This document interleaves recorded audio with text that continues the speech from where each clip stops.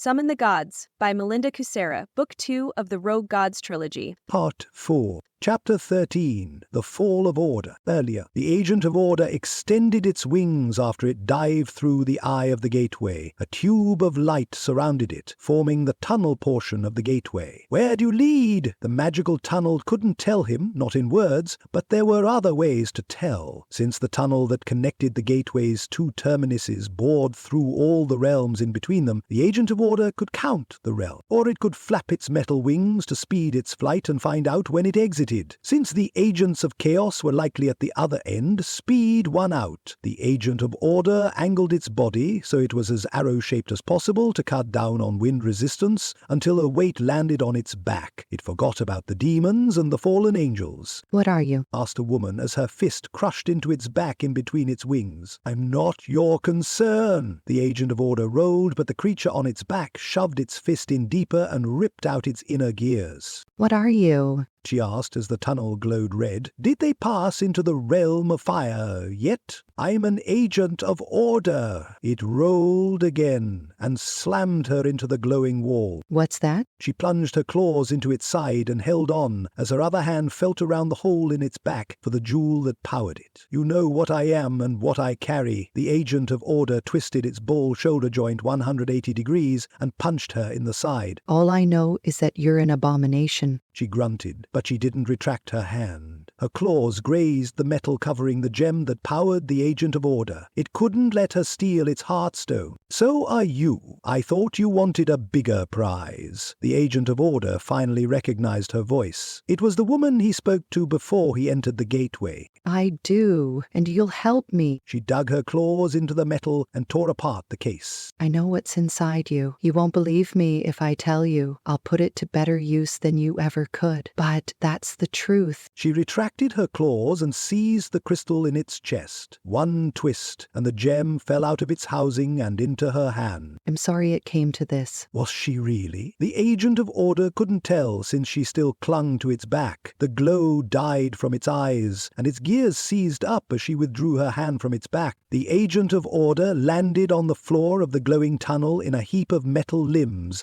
and a woman climbed off it and stood looking down at it with glowing violet eyes. She slid the fist-sized crystal into a pocket that appeared on the skirt of her white robe. "I'm truly sorry about this, but I need that rock more than you do." She turned on her heel and strode back to the gateway she entered by, and the city in hell. The Agent of Order watched her go as its sight dimmed. Then it dug its hands into the tunnel's glowing floor and pulled itself toward the hell side of the tunnel. It needed to warn someone about this before it ran out of power and became nothing more than a hunk of metal sculpted to look like a bald, sexless angel. Demons ran past, and some ran over the Agent of Order as its consciousness faded. One stopped and turned it over. The demon's hands turned silver where they rested on its chest. Then her scales flipped over and turned silver as she absorbed its essence. Bat wings sprouted from her back and turned silver too as the mimic tried to take his form for her own. No, the Agent of Order tried to escape, but its limbs wouldn't listen. Then darkness took it as her face changed to look like a replica of its face. "Thanks for the armor." The demoness blew the Agent of Order a kiss before flying away with its likeness. The spark of awareness snuffed out, leaving the Agent of Order a lifeless metal husk lying on the tunnel floor. Its mission ended in failure, and that was unacceptable. The agents of chaos were still out there, but someone else would need to destroy them. This Agent of Order could no longer do that, and its spirit rallied against that as it sailed away from its lifeless body toward the crystal the sleeping angel stole. "I will haunt you until the end of time for what you did."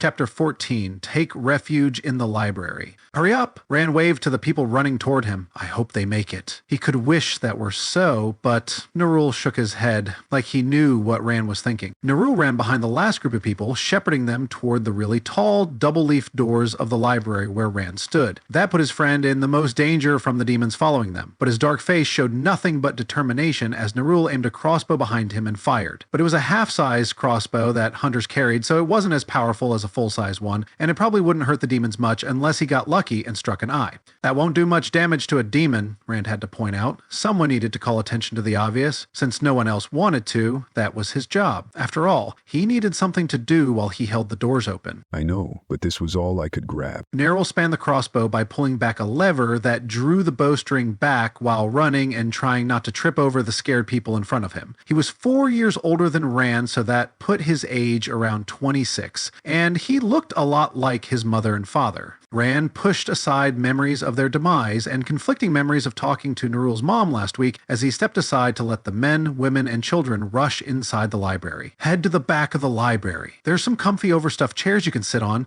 He waved at the area in question, but he didn't leave the threshold. He needed a line of sight on the demons for his next wish, so he could time it right. Is that all of them? They're all I could find. What are you going to do? Nerul skidded to a halt in front of him. He still kept his kinky curls cut short, making him look like an adult version of the kid Rand met around 16 years ago when his family moved in with Nerul's family. I haven't decided yet. Rand pulled his friend inside and closed the double doors. Something thudded against them, but the doors were metal, so they didn't bend or break. There's too many for you to wish them away. Nerul also liked to point out the obvious. That's what made them such good friends. I know that. Help me bar the doors. Rand held them closed by brute strength alone, but that wouldn't work in the long term. Do you really? Nerul felt along the doors for a latch and found the bolt. He drove it through the brackets of both doors. Yes, Uncle Myron already made me promise that I wouldn't wish away more demons than I could handle. I don't think that bolt will be enough. Help me pile up some books in front of the door. Rand hurried to the first shelving unit at the edge of the atrium. What about a table? We could lay it on its side with the top side against the door. Then we can pile up books. Nerul glanced over his shoulder like he was thinking about fighting the demon pounding on the door as another loud thud rattled them in their hinges. The double-leaf doors were like 40 feet tall or something, and so was the atrium's ceiling. Would a table help shore them up? Rand sized them up. I guess it couldn't hurt to stack some furniture in front of the doors. Great. You stand here and make sure they don't break the bolt. I'll go to the classrooms in the library's wings and bring some tables over. Nerul clapped Rand on the back, then hurried off on his assigned task. You should calm everyone down too, Rand called after him. Is that what my father would do? Nerul glanced back at him, and his brown eyes raked him for clues. Yes, as Jurlo's second in command, that's exactly what your father would do. That was one job Rand didn't want to handle himself right now. People didn't react well to mages, and that's what he was. Is it? Somehow I don't think so. Nerul shook his head and turned back to watch where he was going, and it was a good thing he did because the atrium ended at shelves of books with narrow aisles in between them. Yes, he would have, because Jurlo wasn't a people person. Your dad wouldn't have wanted Jurlo to talk to anyone because he would have made things worse, or he might have caused a stampede. Rand was certain about that, and it only took one meeting to convince him that no one should ever allow Jurlo to address a crowd. People don't stampede. Only animals do that. Nerul said before he darted through a narrow aisle between shelves of books. Are you sure? Because Jurlo could make anyone stampede. I'm sure of it. Rand pulled out a white rock from his pocket and wished the doors would hold no matter what the demons threw at it. Then he tossed the rock at the door. It bounced off, but the rock glowed white and stayed where it fell a few inches from the main doors. Will that hold? Uncle Mirren asked from behind him as Rand admired his handiwork. The doors didn't shake anymore. Yes, for a while at least. If Rand found something else to power that spell than his own energy reserves, then it would hold longer, but his uncle didn't need to know that. Then you can help me. Nerul grunted as he pushed the table through the aisle. It lay on its side, but its legs were almost as long as the aisle was wide. Actually, I'm busy holding the spell that's keeping the demons out, Rand pointed at the glowing rock. I'll help with that. Uncle Mirren limped across the atrium, and his footsteps echoed on the stone floor. On second thought, I don't actually need to stand here to hold the spell. I can hold it while I help you. Rand sprinted past his uncle. Long legs had their benefits, and he was taller than his beloved uncle by a precious few inches, lending him longer legs and a wider stride. Rand grabbed the end of the table and pulled as Nerul pushed. It took a few more minutes of manhandling to get the table through the aisle. Then they slid it across the atrium and put its flat side against the doors. Now we should pile up some books behind the table. Rand rushed to the first shelving unit. You should push that whole shelving unit against the table. I think we can manage it between the three of us. Uncle Mirren gestured to them. Are you sure? floor. Rand didn't doubt his uncle was strong enough to help. He just didn't want his beloved uncle to hurt himself. Yes, I'm not that fragile. I can help you two move some furniture. Uncle Mirren squared up to the shelving unit like he meant that, so Rand took him at his word and followed. But the shelving unit held at least 100 books, and it was too heavy for them to move while stuffed full of books. So they piled the books on the floor, and finally, when it was half full and a lot lighter, they moved it to the growing pile of furniture in front of the library's entrance.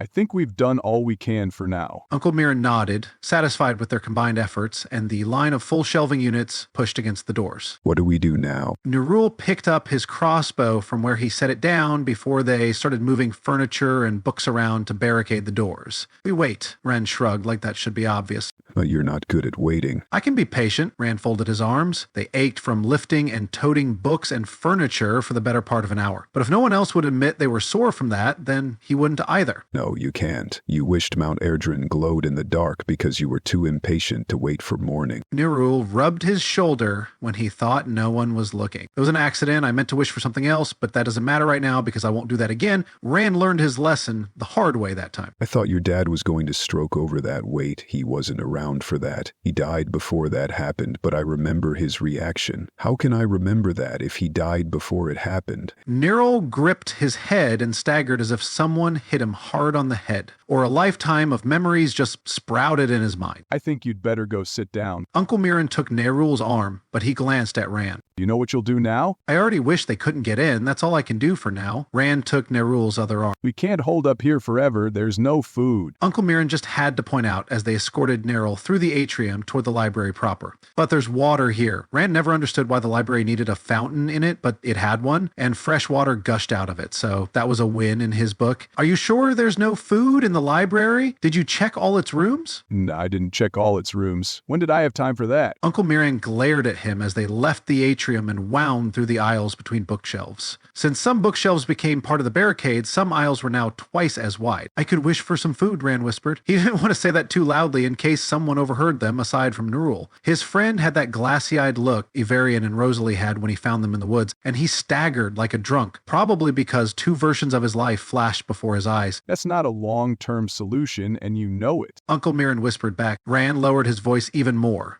No, it's not, but we just need a temporary solution while Rosalie and Ivarian do whatever they need to do in the past to fix things. Do you really think they'll succeed? Uncle Mirren tried to catch his eyes. Well, no, he didn't, because Ivarian didn't do anything to inspire confidence. But Rosalie was tough and determined. She wouldn't rest until she fixed things, and Rand had faith in her, so he nodded. I think they'll succeed, but I won't wish for that because I don't know what that would do to me, or anyone else for that matter. So rest assured, I won't hurt anyone. Well, maybe you could hurt those demons a little, or let me do it. Nerul said as he stirred. Who are Rosalie and Ivarian? You might as well tell me. It's a weird story. Are you sure you're up to hearing it? Rand steered his friend away from the area behind the stacks where the scared people crammed onto the comfy chairs. I think I'd better hear it. Nerul pressed his lips into a bloodless line, and his dark eyes narrowed into dangerous slits. That was good enough for Rand. He launched into his tale as they headed away from the scared people taking refuge there. Well, it started when I found Rosalie passed out in the forest. Chapter 15. When Futures Collide. A red glow sailed past Rosalie, waking her from a light doze. Her hands ached from holding on to the braided magical threads. Their glow was almost gone, and she bit off a scream as she hurtled toward the ground, fast enough to break her foolish neck. I never should have let Layla talk me into this. Rosalie struggled to throw off the last vestiges of sleep, until she remembered she wasn't alone in her body. Help me, Layla. I'm falling. But Layla didn't answer. Another red glow sailed past, and this time it turned and dived after her. As the red light sped toward her, it split into a dozen red threads that wrapped around her, restraining her. Hey! Rosalie struggled, but the threads pulled taut, binding her arms to her sides, and she fell until a glowing red thread caught on a branch. The enchanted tree shifted on its roots, but it didn't shake the magical thread off its limb. So she hung there, upside down, suspended from red threads. What kind of magic left red threads behind? Hello, I'm down here. A woman with red braids threads called from below. Who are you? Rosalie studied the black woman standing below her. I'm Faye Drassen, or Faye to my friends, plus a few other titles besides that, like the final fate. But that's not the title you should worry about.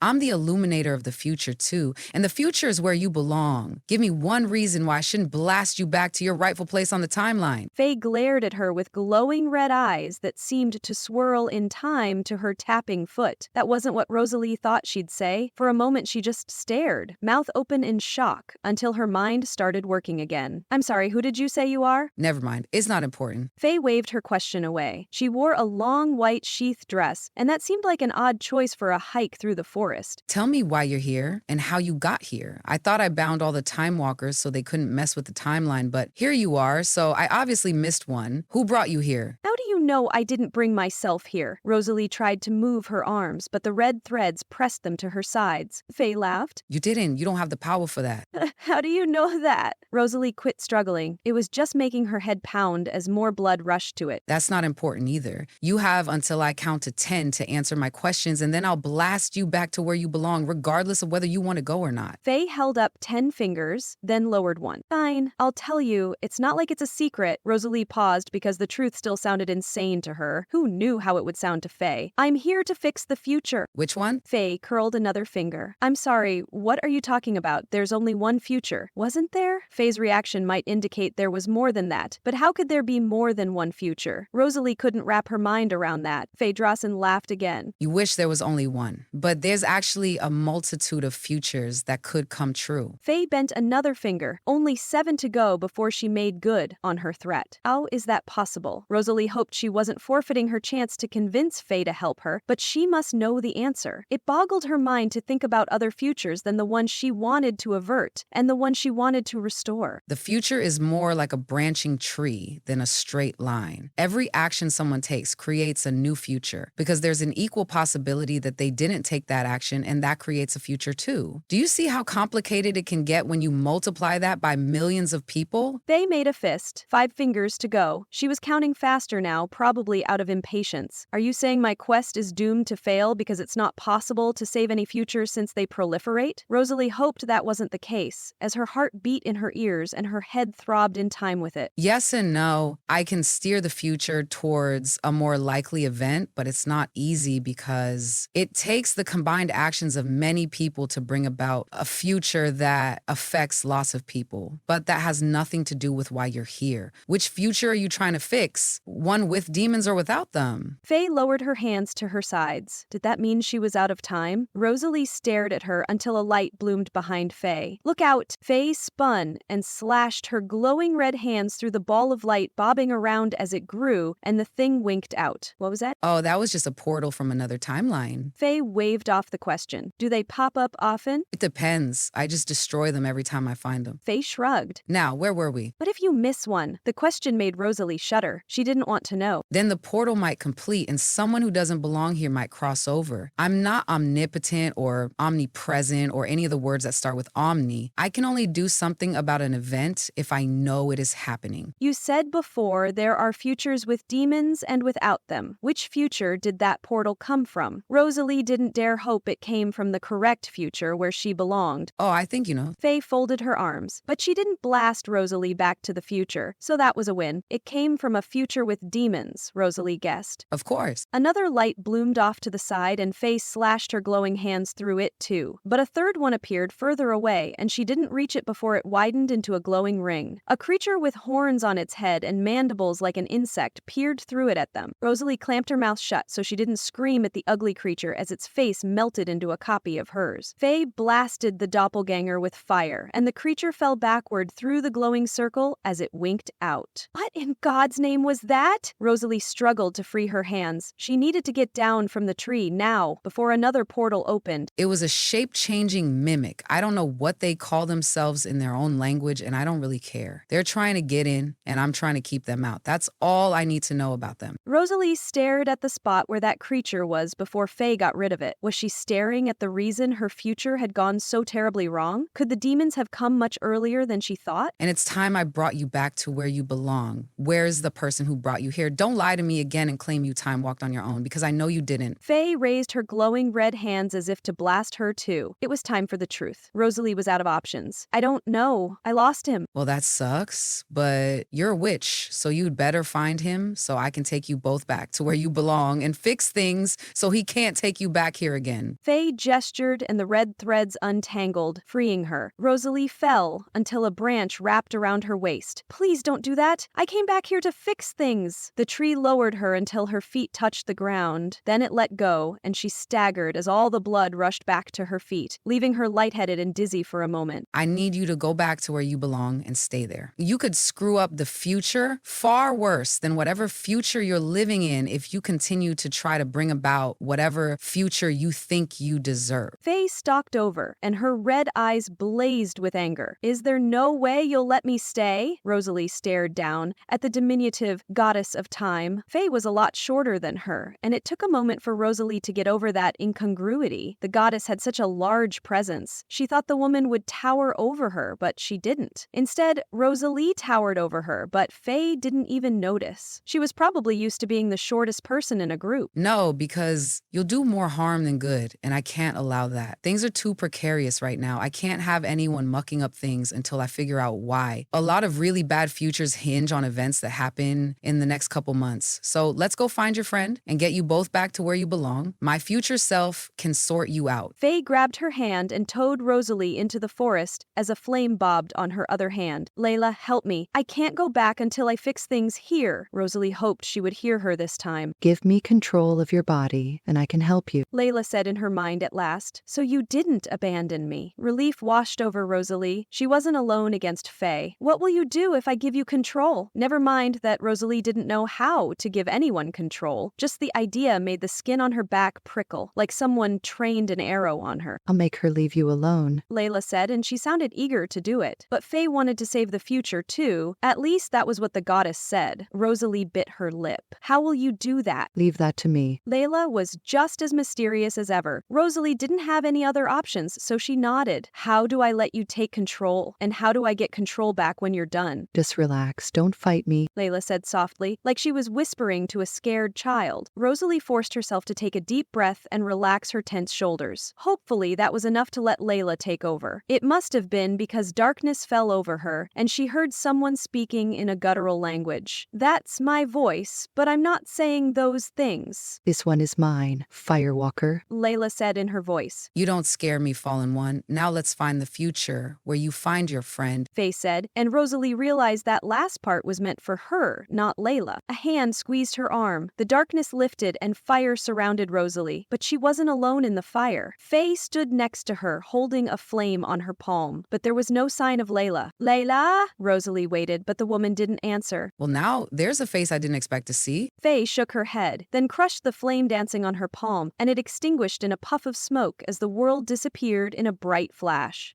Chapter 16, Dragonfire. When Rosalie could see again, she stood in a room formed by tree branches. Well, you don't see that every day. This must be a home in a brancher village. They were the only people crazy enough to build their homes in the branches of the enchanted trees. Rosalie, is that you? Avarian asked from somewhere behind her. Yes, it's me. It's good to see you again. Rosalie spun to face the other side of the room. I'm glad you're okay. As Avarian struggled to sit up, his gray eyes scanned her from head to toe. He looked wan, but that might be normal since he was pale to begin with, and his white hair didn't help matters. It just made him look even more washed out as he waved at the other occupant of the room. Hello, Aunt Faye. Wait a minute, she's your aunt? How's that even possible? Rosalie faced the petite goddess, examining a flame bobbing on her upturned palm like it held the secrets of the universe. She didn't answer her question, so Rosalie glared at Avarian. He looked sheepish as he twisted the edge of the sheet covering him. It's a long story. It's not really that long of a story, Faye said finally, but she didn't look away from that flame. What did she see in it? Will you tell me it? Or do I need to guess? Rosalie folded her arms and didn't care if she was acting like a brat. She was way out of her element, and the fate of her quest hung in the balance. If she could just convince Faye to help her, she could restore the correct future. She just knew it. Sure, why not? He's the son of my older sister, Istiana. And yes, that makes his mom an ex-goddess of time too. But Junior here is a demigod since his father was human. dragon. Faye crushed the flame on her palm and pointed at him as smoke curled from her long red nails. And he's much too young to get involved with girls, in my humble opinion, but no one asked me, so I'll just take you both back to your rightful place in the timeline now. Faye snapped her fingers, and flames surrounded them. Wait! You can't do this! We need to stay here! Rosalie rushed toward the ex-goddess, although she seemed way too powerful to be an ex-anything. If she could just grab the woman, then maybe she could stop her. It was a vain hope, but it was all she had. It's already done. Faye dodged her easily as the flames receded, revealing giant trees that abhorred violence. Rosalie skidded to a stop and raised her hands. I wouldn't have harmed her. I just wanted to stop her. She hoped that mollified the trees until she remembered their enchantments were broken. All the trees surrounding them were gray and lifeless, and disintegrating into dust. When they didn't strike her down, she leaned against the nearest tree and indulged in a relieved sigh. Hopefully, that would calm her racing heart before it beat out of her chest. So it's over? Had she failed her quest before it even began? Rosalie slid down the tree trunk and sat on the ground amid the dusty remains of the once enchanted tree behind her. Disappointment bogged her shoulders as she tried not to cough on the cloud of dust kicked up by her fall. You never had much chance anyway. The future is hard to change. Ask me how I know, but only if you're prepared to hear the answer, because it won't make you feel any better. Faye patted her head like she was a child, and she supposed she was to an immortal goddess who lived for thousands of years. What was one human life to someone like Faye? It's not over yet. I'll get stronger and we'll go back. Avarian staggered over to join her. He slid down the same tree and sat beside her, catching her hands in his. Rosalie looked into his gray eyes and smiled when she saw the same determination in him that drove her to get up and find another way. Oh, hell no. There will be no more running around the timeline for you two. Faye shook her index finger at them. How will you stop me? You can't go to the past, but I can. I'm not that good at it yet, but I'll get better. Avarian glared up at his aunt. Have you forgotten who I am? I see you have. Let me give you a quick reminder. Faye raised both hands to the sky, and flames burned where her glowing red eyes were a moment before. I am the illuminator of the future and the final fate, and I can change your fate to whatever I want. Please don't. Avarian raised a hand to shield his eyes from her intense glow. Faye let go of her power, and the red light vanished along with the flames. Fine, I won't, but you must promise you won't mess with the future. It's really fragile right now, and one little thing could set off an apocalypse, and I'd really like to avoid that. A grunt from somewhere nearby signaled they weren't alone anymore. Rosalie dug her fingers into the dying tree's bark and pulled herself to her feet. What was that? As Faye spun to look for the source of that sound, her long red braids swung outward. It was probably a demon. Rosalie felt along her wrists for her hidden sheath. One was empty, but she found a dagger in the other one. At least she wasn't unarmed. Another grunt preceded a dozen demons. They crashed through the dying foliage, breaking the desiccated husks into a spreading cloud of dust. Rosalie threw her arm over her nose and mouth to keep from inhaling it as the demons charged toward them. I should leave you to your fate, but I don't like when fights aren't fair. Plus, my sister would be angry if I let her son die. So here I go, breaking my own rules. Faye glowed red all over as she ran toward the demons. Her body expanded as a red dragon replaced the petite goddess, and it spat fire at the demons. Stay here. Rosalie slashed her palm open and let her blood coat her dagger. Now wasn't the time to worry about what using blood magic might do to her. She'd worry about that later. Right now, she needed every advantage it could give her. Could I generate armor from my blood? Probably, but did she want to use that much blood? Rosalie put that thought out of mind and instead willed her blood to lengthen her dagger into a sword and harden it until it formed a killing edge. She swung the blood blade as a demon ran toward her from the side, and her blade sliced through its shoulder, severing its arm. Rosalie spun and slashed across to behead another demon. A third one froze in its tracks as a blast of cold air passed her. Rosalie turned and Avarian nodded to her. I'm okay, and I guess I can do more than time walk. He shrugged as an icicle grew out of his palm, but he still looked shaky as he leaned against a tree, like it alone could hold him up. He couldn't use his time magic again anytime soon, and that was a problem, but not one she could solve right now. Rosalie dodged as a one-armed, pig-faced demon swung an axe at her. She ducked his next swing too and stabbed upward into his abdomen as a fireball slammed into his chest. A dragon roared, and hot air buffeted her as she whirled to face the majestic red dragon that Faye either summoned or became. Rosalie wasn't sure which was the case, and now wasn't the time to ask. All the demons were either piles of ashes, thanks to Faye and her dragon, or fleeing. Rosalie hoped some were afraid of her too, but the dragon was pretty terrifying. She stood at least 100 feet tall at a guess until the dragon shrank. Flames wrapped wrapped around it, and the dragon vanished into them. When the flames receded, Faye stood there. Her white silk dress was as pristine as it was when Rosalie first ran into Faye, and not a single red hair dared to slip out of place. She looked immaculate, like a goddess should. Even her long red nails were perfect. The dust kicked up by her sandals shied away from her like it knew its place, and that place wasn't anywhere near her. Well, that was invigorating. Thanks for the workout. Faye stopped in front of them, folded her arms, and nodded at what she saw. Rosalie probably looked awful, with blood running down her hand and dripping on her skirt and probably her boots too. I should do something about that. Are there any more demons around? Of course there were. She wanted to smack herself for asking when she recalled the demons attacking Mount Eredrin. I should go back there and help Rand. We made an effective team when he actually used his magic for something. Could he wish away this dystopian future and restore the right one? Rosalie lowered her blade, and it dripped blood on the dust at her feet as she turned toward Mount Eredrin. She could just see its snowy peak from here. What is it? Avarian touched her shoulder. In his other hand, an icicle melted, dripping cold water on the dust between them. I was just thinking about Ran and Mirren and wondering how long they can hold the demons off. Rosalie shivered as the wind gusted past, carrying smoke and ashes with it. Was Mount Eredrin burning? I don't know. If anyone can do it, Rand can. He's pretty powerful in his own way. I'm sure they'll be fine. Ivarian squeezed her shoulder with the hand not holding a melting icicle. But it didn't help. They should go help them. But Rosalie spun to face Faye instead. Something the ex-goddess said earlier rattled around in her head, and with it, the glimmer of an idea that might save them all. You don't want us traipsing around the timeline, disturbing the work you're doing to stop the apocalypse, right? That's right. Faye narrowed her glowing red eyes, hopefully not in suspicion. Then let us help you. We've got magic, and it sounds like you'll need it. Besides, if Faye was trying to prevent a worse future than this one, then Rosalie needed to help her stop it. Doing so might fix everything, and it just felt right to help Faye. Like a really large piece of the puzzle just snapped into place. Will you let us help you? Ivarian echoed her request. Maybe he could get through to her since he was a relative? I'm going to regret this. I just know it, but I think you need to see what I'm up against. Faye gestured, and flames surrounded them in an unbroken ring that expanded outwards. It must have burned some more demons because screams shattered the silence between the crackling flames.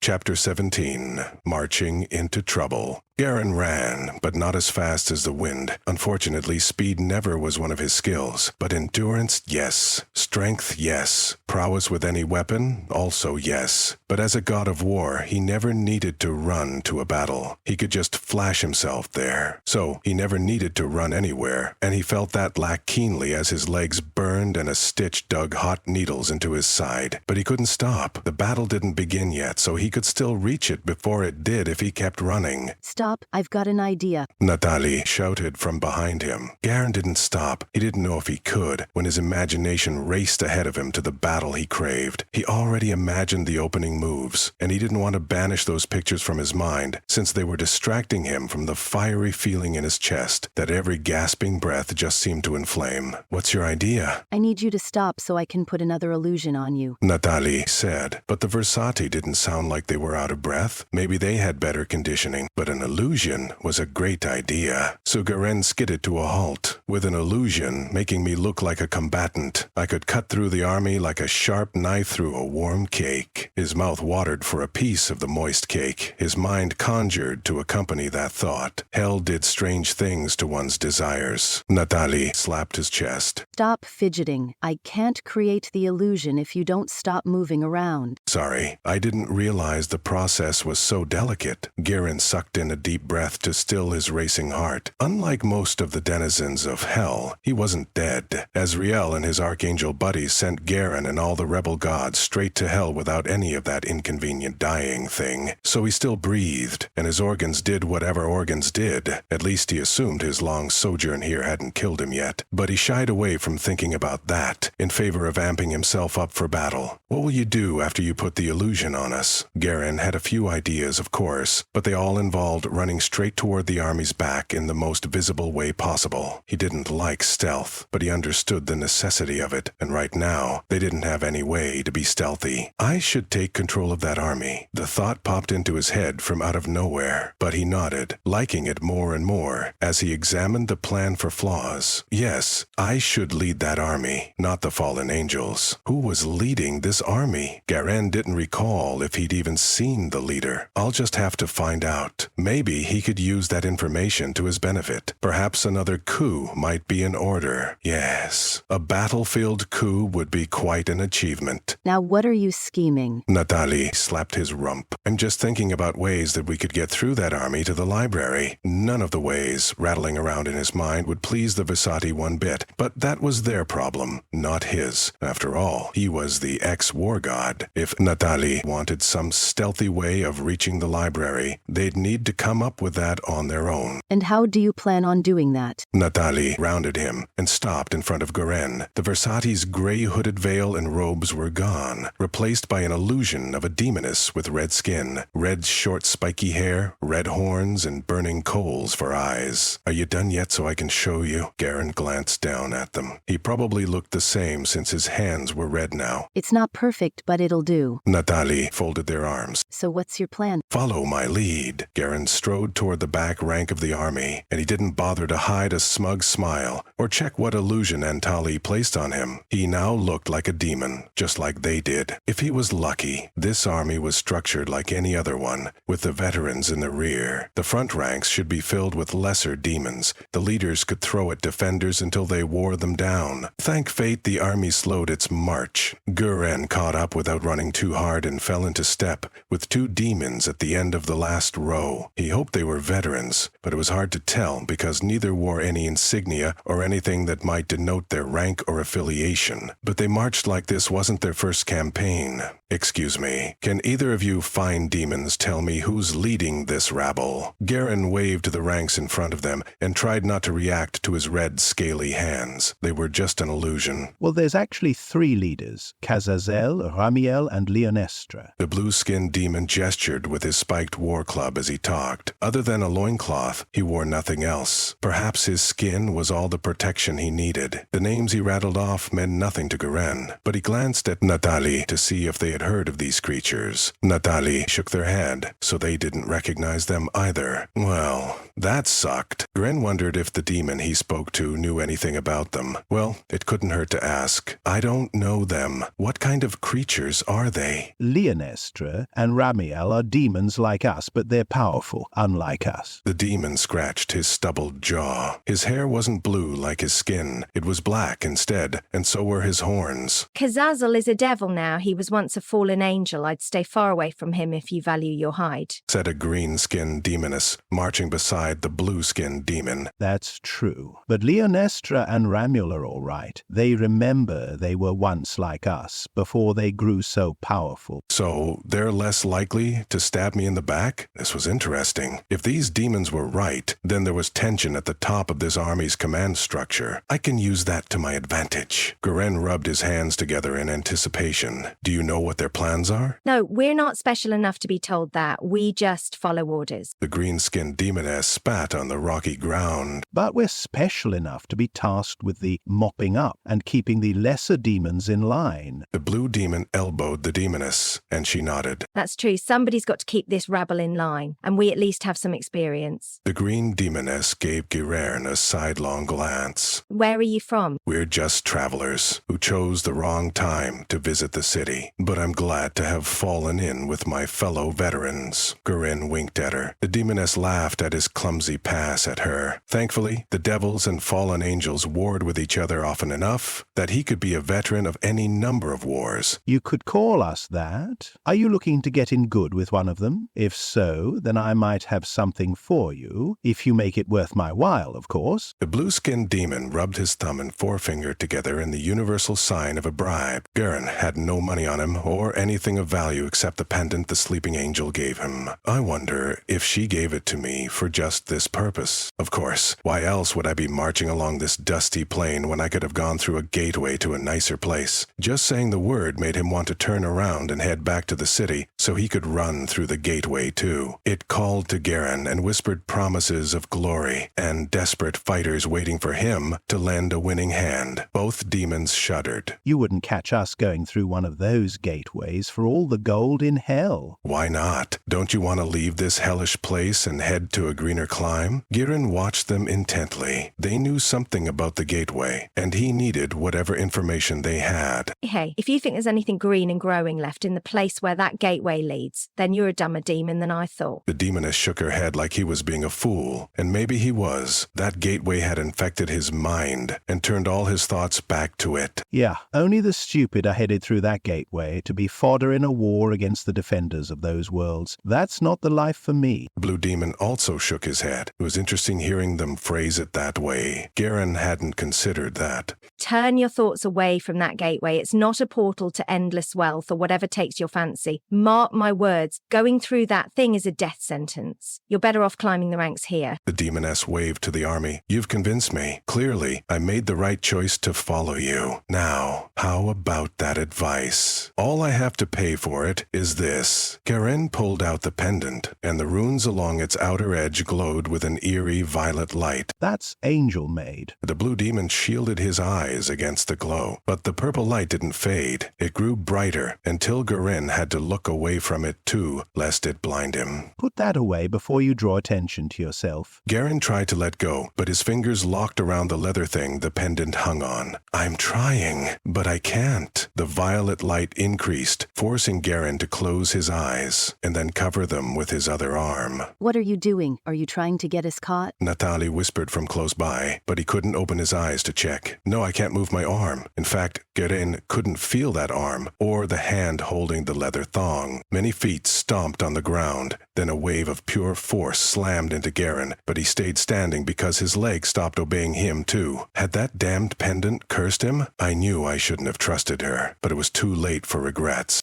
You've been listening to Part 4 of Summon the Gods, Book 2 of the Rogue Gods Trilogy by Melinda Kucsera. Subscribe to the channel so you'll be notified when the sequel publishes. The Rogue Gods Trilogy is available as an ebook and paperback, and now a full-cast audiobook. Click the link in the description to order your copy. If you love the Rogue Gods Trilogy, then you'll love Melinda's other epic fantasy adventure books too. They're just as full of magic and mayhem and characters who will do anything to achieve their goals. Check them out at the link in the description, and while you're there, sign up for her newsletter so her characters can talk directly to you. Thank you for listening.